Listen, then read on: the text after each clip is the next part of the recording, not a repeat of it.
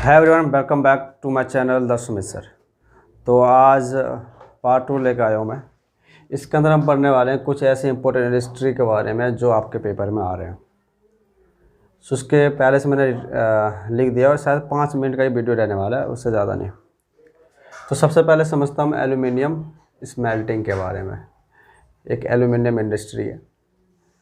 तो ये जो सेटअप क्या गया है, तो हर एक चीज़ जब कोई ना कोई चीज़ होती है तो उसके पीछे एक रीज़न होता है, why it is it occurring, why do we need.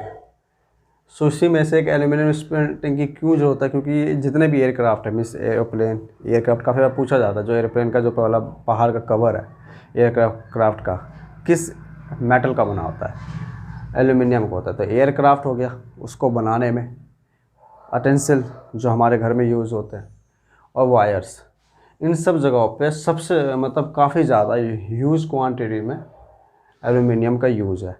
आर्टेंसिल का क्यों यूज़ करते हैं, उसके पीछे रीज़न है गुड कंडक्टर ऑफ हीट।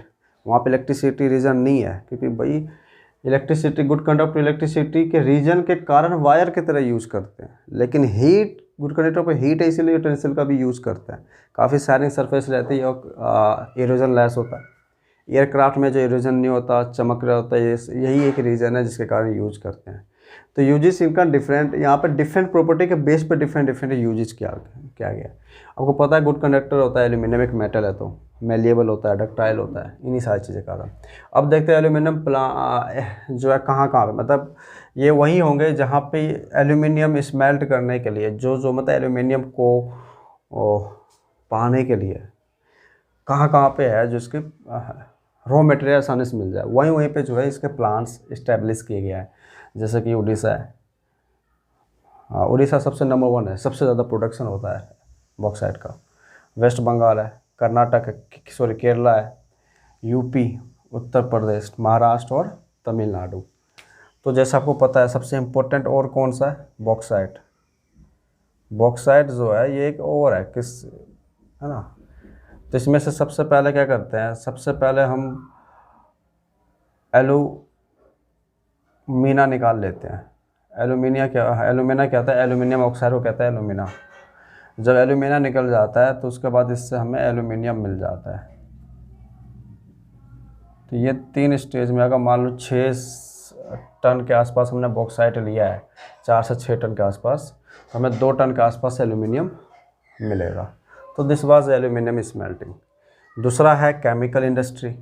तो केमिकल इंडस्ट्री क्या है कि इसके अंदर जो केमिकल्स बनाए जा रहे हैं, मेनली सिंथेटिक एसिड और बेस, जैसे कि मिनरल बेस कहते हैं, मिनरल एसिड, जैसे सल्फ्यूरिक एसिड है, नाइट्रिक एसिड, ये सब सिंथेसिस किया जा रहा है। सोडा एस, अल्कालीज है ना, कास्टिक सोडा भी।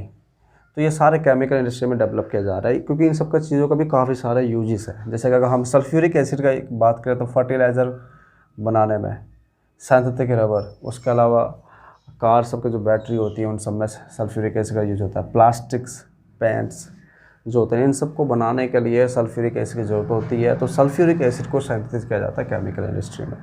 ऐसे सोडा ऐश की बात होती है गिलास बनाने में, साबुन, सोप्स, डिटर्जेंट, पेपर, इन सब इंडस्ट्री में यूज़ होता है। तो this was about the chemical industry, है ना। अब उसके बाद करते हैं हम नेक्स्ट फर्टिलाइज़र इंडस्ट्री। तो फर्टिलाइज़र इंडस्ट्री, इसका मतलब क्या बन रहा होगा, उसमें फर्टिलाइज़र बन रहा होगा। तो फर्टिलाइज़र में जो सबसे इम्पोर्टेंट है that is NPK, nitrogen, phosphorus and potassium. Nitrogen, phosphorus and potassium. तो मेनली प्रोडक्शन जो होता है नाइट्रोजस फर्टिलाइजर। नाइट्रोजस फर्टिलाइजर का मतलब जिसमें नाइट्रोजन की मात्रा बहुत ज़्यादा अच्छी क्वालिटी में, क्योंकि हमारे इंडिया में कोई भी सोइल हो, 6 से 7 टाइप के सोइल से आपने पढ़ा होगा, तो सभी में नाइट्रोजन की कमी है, इसीलिए नाइट्रोजन फर्टिलाइज़र है। अगर कहीं पोटेशियम की कमी है तो फॉस्फेटिक फर्टिलाइज़र है, कहीं पे फॉस्फोरस कमी है तो फॉस्फेटिक फर्टिलाइज़र है। तो मीन्स नाइट्रोजन बेस अलग नाइट्रोजन फर्टिलाइज़र, फॉस्फेटिक फर्टिलाइज़र, है ना। उसके अलावा पोटास फर्टिलाइज़र वटेवर, है ना। और NPK खुद काफ़ी इंपॉर्टेंट है ये। तो उसके अलावा कहाँ इसका इंडस्ट्री है, जहाँ पर आपको पता है कि जो स्टेट एग्रीकल्चर मामले में काफ़ी आगे, जैसे कि गुजरात, पंजाब, यूपी, केरला, तमिलनाडु। अगर हम नेक्स्ट की बात करें ऑटोमोबाइल इंडस्ट्री की, तो ऑटोमोबाइल इंडस्ट्री जो है हमें व्हीकल प्रोवाइड करते हैं। ऑटोमोबाइल इंडस्ट्री से क्या मिल रहा है, व्हीकल मिल रहा है, जैसे कि ट्रक्स, है ना, कार, बाइक, ट्रेन, मतलब जितने भी व्हीकल्स है जो हम यूज़ कर रहे हैं वो सब के सब जो है ऑटोमोबाइल इंडस्ट्री से ही बिलोंग करते हैं।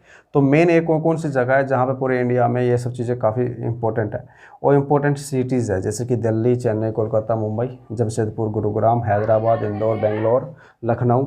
ये सारे ऐसी जगह है जहाँ पर काफ़ी ज़्यादा ह्यूज अमाउंट में ऑटोमोबाइल मतलब कि ये सब प्रोडक्शन हो रहा है, और वहाँ से पूरे देशों में मतलब कि स्टेट्स में दूसरे कंट्री में बेचा जा रहा है। अगर लास्ट की बात करें जो आपको इंडस्ट्री के बारे में, लास्ट इंडस्ट्री के बारे में पढ़ना है, that is IT and electronic industry. तो आईटी इंफॉर्मेशन टेक्नोलॉजी नेटवर्क आज के टाइम में जो इंडस्ट्री है वो यही है, इसी का टाइम ही चल रहा है ना। तो इसमें आपको पता है जितने भी इलेक्ट्रॉनिक्स चीज़ है, जितने भी इलेक्ट्रॉनिक्स है इंफॉर्मेशन टेक्नोलॉजी रिगार्डिंग है, जैसे कि टीवी, रेडियो, मोबाइल, कंप्यूटर, है ना, सारी चीज़ें। तो अभी भी हम भी इलेक्ट्रॉनिक मीडियम से जुड़े हुए हैं एक दूसरे से, है ना।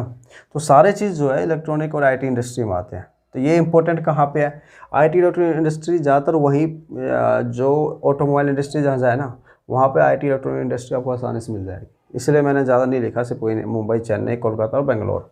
और जो बेंगलोर है ना, बेंगलोर को इलेक्ट्रॉनिक कैपिटल ऑफ इंडिया भी कहते हैं। इलेक्ट्रॉनिक कैपिटल, इंडिया के तो कैपिटल नहीं दिल्ली है। अगर फाइनेंशियल कैपिटल की बात करें तो मुंबई आ जाता है, ऐसे इलेक्ट्रॉनिक कैपिटल की बात करें तो बेंगलोर आ जाता है ना। इलेक्ट्रॉनिक इसे बेंगलोर को इलेक्ट्रॉनिक कैपिटल ऑफ इंडिया कहते हैं, सिलिकॉन वैली भी कहते हैं बेंगलोर। तो this was all about the industry that you have to read in the class 10 chapter 6 this term, है ना। अब जो लास्ट टॉपिक रहने वाला है कि जो इंडस्ट्री है इन सबसे कौन कौन से पोल्यूशन होता है, और उस पोल्यूशन को कितने टाइप के पोल्यूशन है, और उसको हम कैसे बचा सकते हैं, अपने एनवायरनमेंट को, सॉइल्स को, एयर को, वाटर को। तो उसके बारे में पढ़ने वाले हैं इसके लास्ट पार्ट में, ठीक है। तब तक के लिए आप इतना समझ लो अच्छे से, और इसका एक स्क्रीनशॉट ले लो, एक काफ़ी इंपॉर्टेंट नोट्स बन सकते हैं, ठीक है। फिर मिलेंगे हम नेक्स्ट वीडियो में।